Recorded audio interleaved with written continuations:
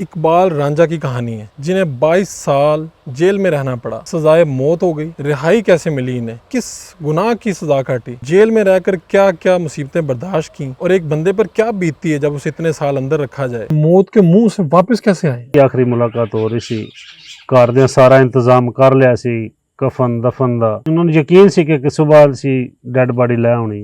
मैंने भी इस गल दा यकीन सी कि हुण कोई शक्ल नहीं है बचन दी, क्योंकि आखिरी टाइम आ गया। क्या ये अजीब इत्तेफाक है कि पिछले 50-60 सालों में मियांवाल रांझा आपका जो गांव है, किसी को आज तक सजाए मौत नहीं हुई, जिसका ऐलान भी हुआ उसको भी सजाए मौत नहीं हो सकी। मेरी ख्वाहिश है कि मैं जेडे मुसीबत च ऐसे बेगुनाह बंदे ने मैं उन्हां वास्ते कुछ कर सकूं। उर्दू पॉइंट की वीडियोस देखने के लिए हमारा चैनल सब्सक्राइब कीजिए और बेल के आइकन पर क्लिक कीजिए ताकि आप हमारी तमाम आने वाली वीडियो से बाखबर रह सकें। अस्सलाम वालेकुम नाज़रीन, आप देख रहे हैं उर्दू पॉइंट। मैं हूं फ़ारूक शहबाज वड़ाइच। कुछ कहानियां ऐसी होती हैं जो सारी ज़िंदगी आपको याद रहती हैं। आज एक कहानी मैं आपको सुनाने जा रहा हूं जो मंडी बहाउद्दीन के गांव मियांवाल रांझा के इकबाल रांझा की कहानी है, जिन्हें 22 साल जेल में रहना पड़ा। सजाए मौत हो गई और फिर सजाए मौत से रिहाई कैसे मिली इन्हें, 22 साल किस गुनाह की सज़ा काटी और जेल में रहकर क्या क्या मुसीबतें बर्दाश्त की और एक बंदे पर क्या बीतती है जब उसे इतने साल अंदर रखा जाए और उसके सर पर मौत की तलवार लटक रही हो, और जब वो मौत के मुंह से बाहर आए तो फिर क्या बीतती है।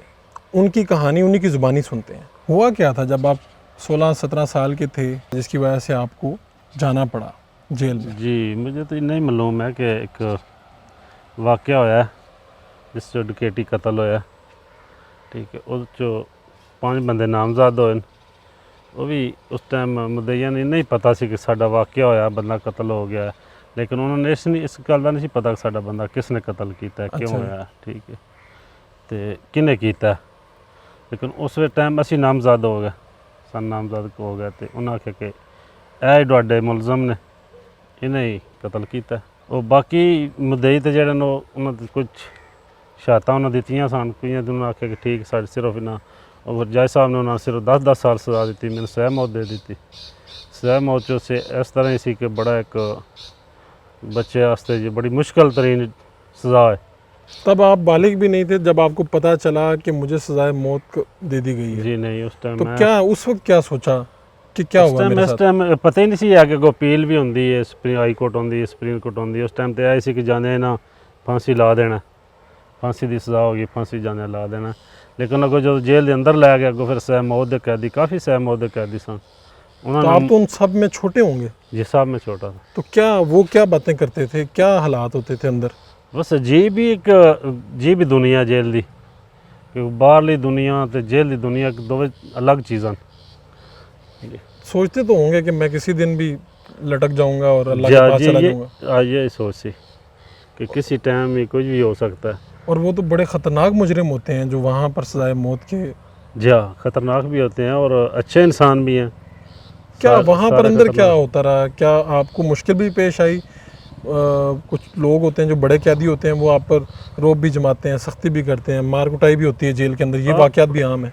ऐसा करते हैं, लेकिन इतना मार कुटाई नहीं, क्योंकि इंतज़ामिया भी होती है, इंतज़ामिया को बताया जाए तो फिर ऐसा नहीं होता। लेकिन काफ़ी हैं जो पुराने होते हैं और ख़तरनाक भी होते हैं।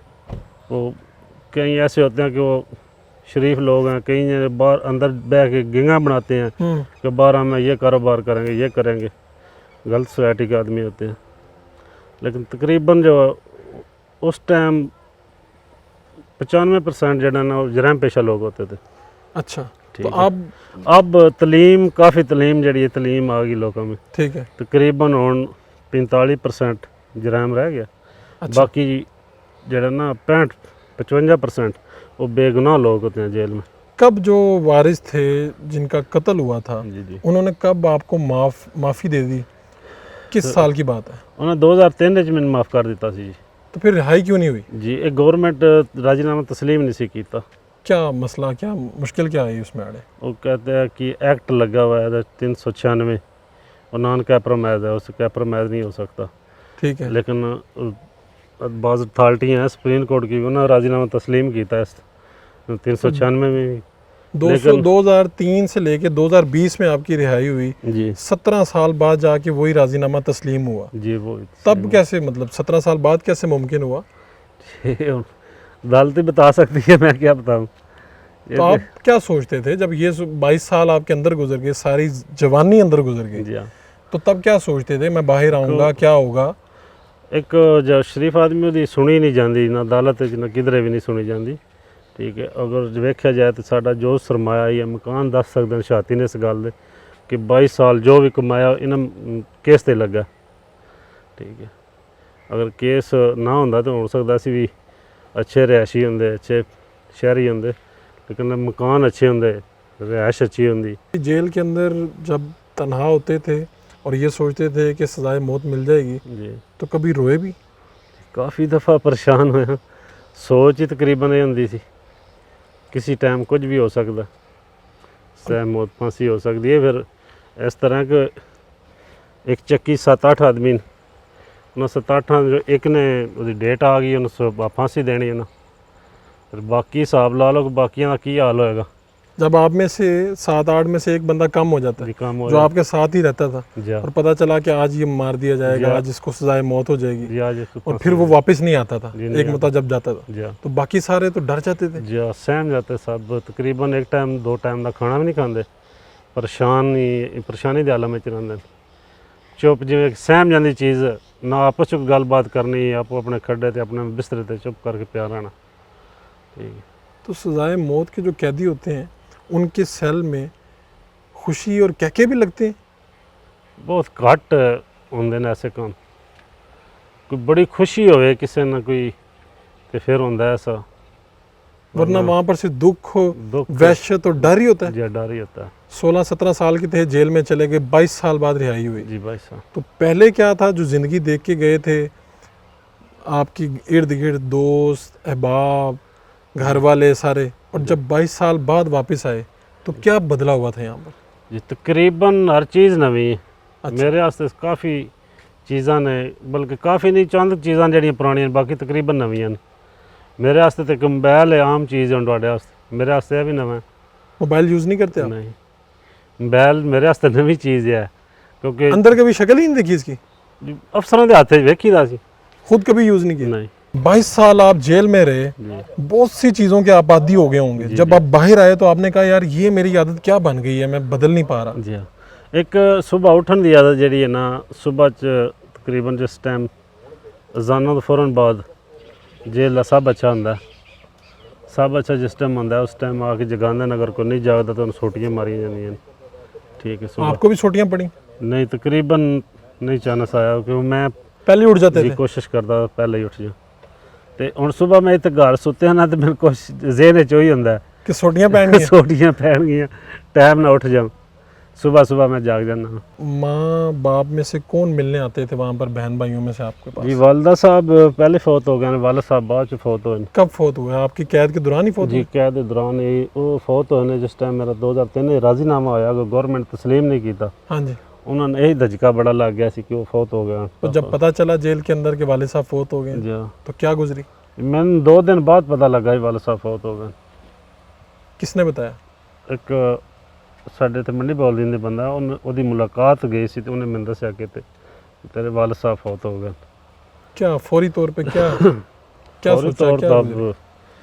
तब यही दिल च हसरत होंदी सी, गल काश मैं भी होंदा तो मैं भी अपने वालिद आखिरी दीदार कर लेंदा। और वालदा कब फौत हुई? जी वालदा मेरे जेल जाने तो पहले ही फौत हो गई सी।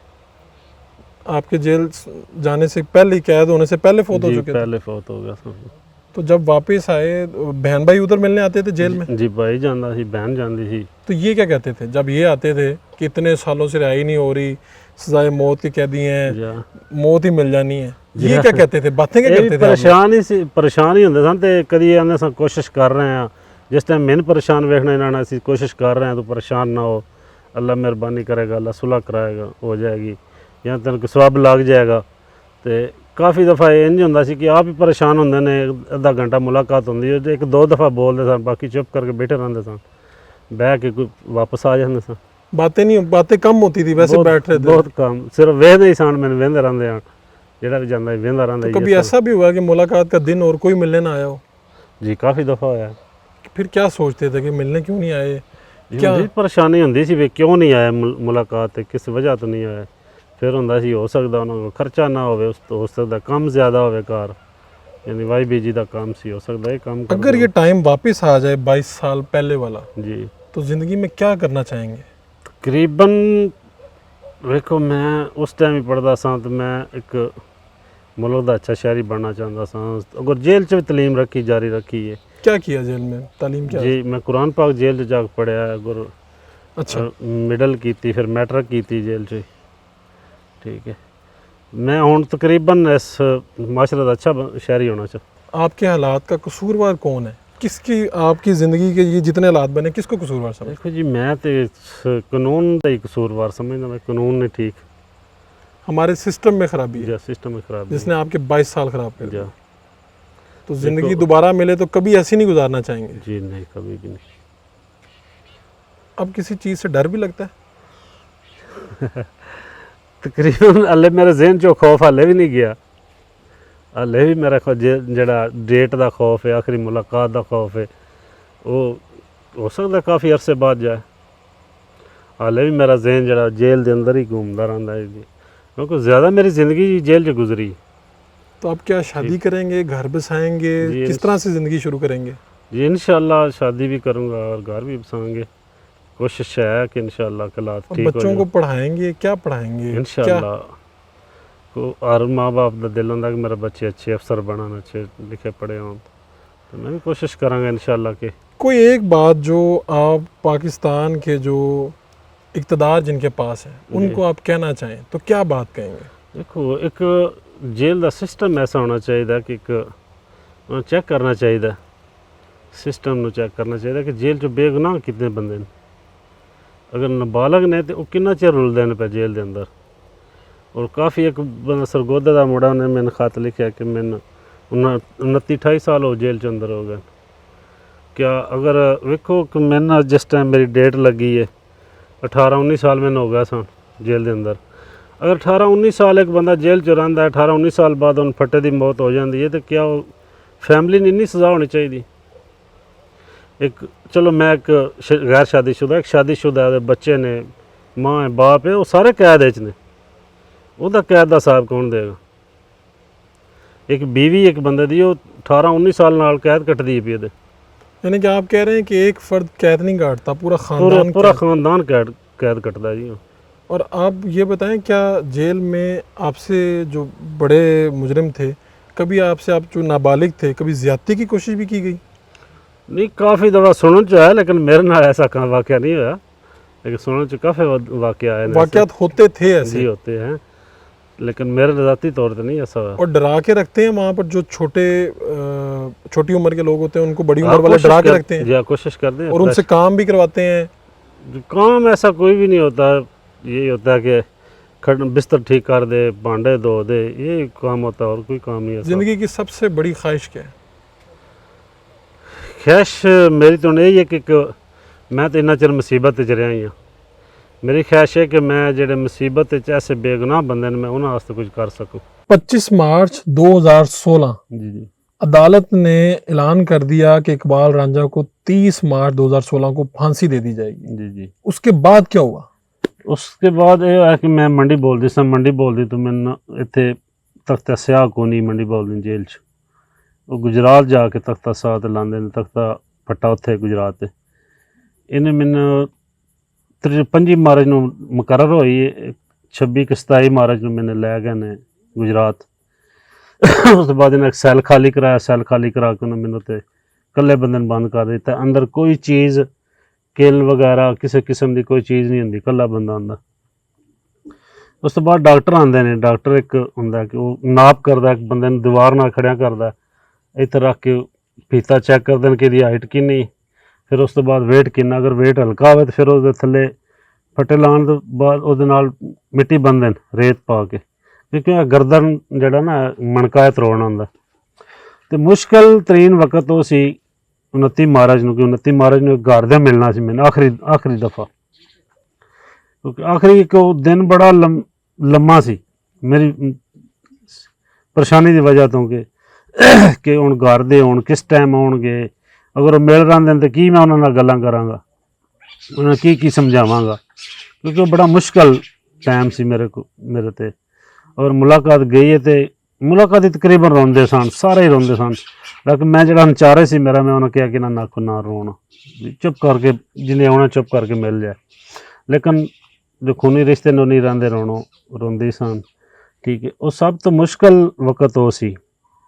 ਉਸ ਤੋਂ ਬਾਅਦ ਫਿਰ ਸਟੇ ਆ ਗਿਆ ਮੇਰਾ। ਕਿ ਸਟੇ कब पता चला कि स्टे आ गया, सजाए मौत रुक गई है? ਜੀ ਮੁਲਾਕਾਤ ਮੇਰੀ ਹੋ ਰਹੀ ਸੀ, ਆਖਰੀ ਮੁਲਾਕਾਤ ਹੋ ਰਹੀ ਸੀ। ਘਰ ਦੇ ਸਾਰਾ ਇੰਤਜ਼ਾਮ ਕਰ ਲਿਆ ਸੀ, ਕਫਨ ਦਫਨ ਦਾ, ਠੀਕ ਹੈ, ਬਾਲਣ ਚਰਾਉਣ ਦਾ, ਕਿ ਉਹਨਾਂ ਨੂੰ ਯਕੀਨ ਸੀ ਕਿ ਸੁਬਾਹ ਅਸੀਂ ਡੈਡ ਬਾਡੀ ਲੈ ਆਉਣੀ। ਠੀਕ ਹੈ, ਇਹ ਤਾਂ ਸਾਰਾ ਆਪਣਾ ਇੰਤਜ਼ਾਮ ਕਰਕੇ ਗਏ ਸਨ ਘਰ ਦੇ।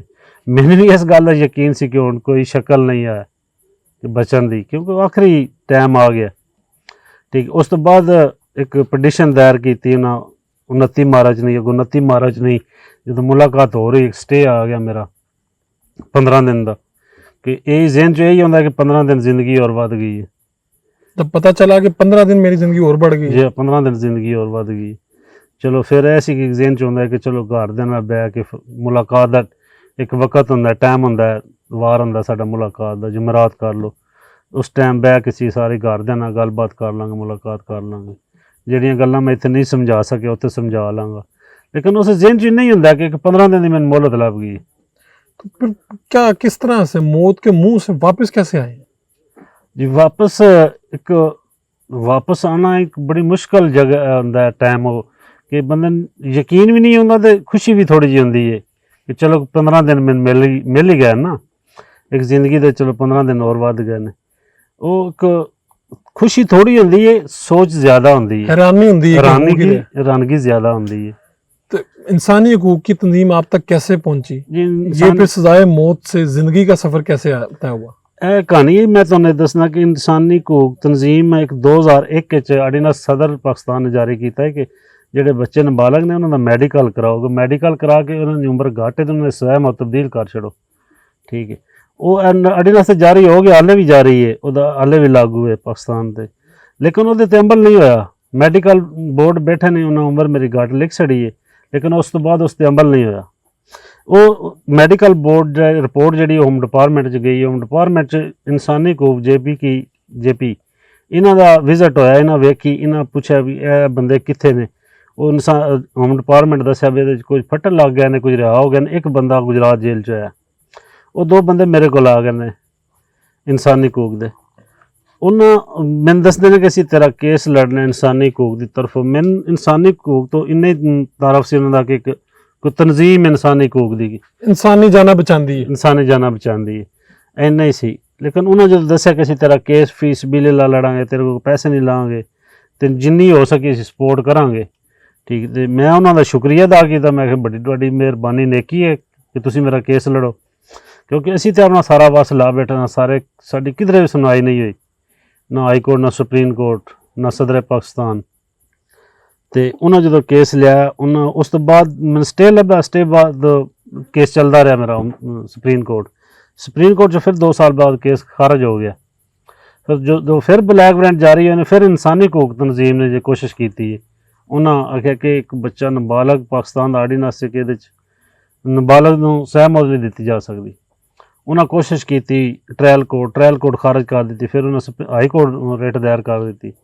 ਹਾਈ ਕੋਰਟ ਨੇ ਫੈਸਲਾ ਕੀਤਾ ਕਿ ਵਾਕਈ ਨਾਬਾਲਗ ਦੀ ਜਿਹੜੀ ਉਹ ਸਜ਼ਾ ਮੌਤ ਨਹੀਂ ਬਣਦੀ। ਲੇਕਿਨ ਇਸ ਤੋਂ ਪਹਿਲਾਂ मैं कई दरखास्तां दे बैठा हूँ, कोई सुनवाई नहीं। High court, supreme court. क्या ये अजीब इत्तेफाक है कि पिछले 50-60 सालों में मियांवाल रांझा आपका जो गांव है, जी। किसी को आज तक सजाए मौत नहीं हुई, जिसका ऐलान भी हुआ उसको भी सजाए मौत नहीं हो सकी।